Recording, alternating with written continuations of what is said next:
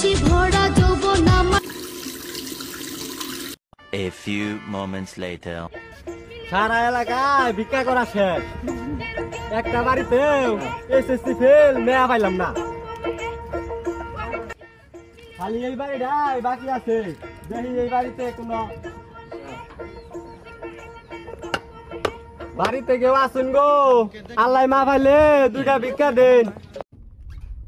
কোন যাই রে রে এবেতে চিনতে পারছি না, আমার বাসতে ফেল বসে বিয়া দেয় চিনতে পারছি না, কোন যাই রে রে এই মানুষের জ্বালা ঘুমি ভালো যায় না, কোন যাই রে দেখি।